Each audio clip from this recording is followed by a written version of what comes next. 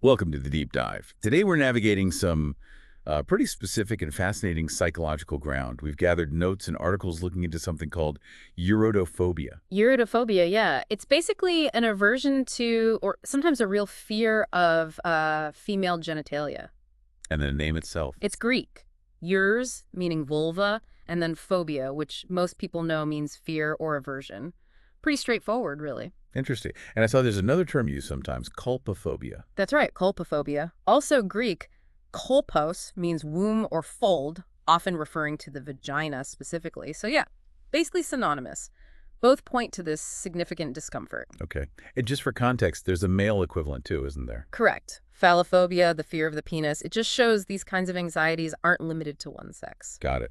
So our goal with this deep dive, using the material we've got, is to really try and understand Eurotophobia better. Where it might come from, how it actually shows up, and what kind of impact it can have. So let's start with the origins. What do the sources suggest about where this might begin? Well, it's complex. There's a possibility of an innate factor. Maybe some people are just predisposed.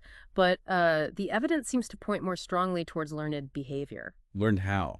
Like experience? Yeah, negative childhood experiences seem key. Think about maybe consistent negative comments about appearance. The sources use the phrase aberrating comments, stuff said during formative years that sticks. That makes sense. If you're told something's, I don't know, gross or wrong often enough, especially as a kid. It can create a really lasting negative association, yeah. And the notes also mention aversion to things like natural bodily functions, discharge, or mucus. That can be a related factor, adding another layer. Right, sort of reinforcing the negativity. And sometimes a specific strenuous event is mentioned as a possible trigger, though the details on what that means aren't really elaborated on. Okay. What about upbringing more generally? There's an interesting point from a Romanian magazine, Ella. They suggested that a really prudish or puritanical upbringing could be a cause, especially for women developing this. And the consequences of that. Sadly, they linked it potentially to things like depression, even self-harm. It highlights how that kind of repression can be internalized. Wow. So it's not just discomfort. It can become a serious mental health issue stemming from how someone was raised to view their own body. It seems so. It's an internalized thing, not just external dislike. The materials also touch on broader psychological ideas like urban legends, vagina dentata. How does that fit in? Right, the toothed vagina myth. While it sounds, fantastical, it can tap into some pretty deep-seated anxieties about female sexuality and power in certain cultures. It's symbolic, really. And Freud gets a mention too, castration anxiety. Yes, Freudian concepts like castration anxiety, that unconscious fear related simplistically to losing the penis, have been theorized as potentially contributing to fears around female genitalia for some men. It's one psychological lens. Okay, and then there's a much more direct and frankly awful potential cause mentioned. Yes, the possibility of developing eurotophobia after experiencing sexual trauma, specifically being molested by an adult female. That really underscores how these specific fears can be rooted in incredibly difficult personal histories. Okay, so we've touched on some potential origins. How does this actually manifest? What does it look like for someone experiencing it? Well, first, it's important to stress this goes beyond just like not particularly liking a certain body part. The sources say it's more intense than common dislikes. And it affects both men and women. Yes, both men and women. And it's sometimes connected to a wider discomfort with sexuality itself, erotophobia. Eurotophobia, so a fear of sex generally. Basically, yeah. An aversion to sexual activity or themes. Yeah. And that can then spill over and negatively impact social confidence, maybe even professional confidence. So it's broader than just intimacy issues then. Absolutely. The sources say it can come from that direct feeling of, antipathy towards female anatomy, but also for a woman, it might stem from worrying about how others see her body, like a partner. That anxiety about judgment, that sounds incredibly isolating. It can be. And what about specific symptoms someone might notice?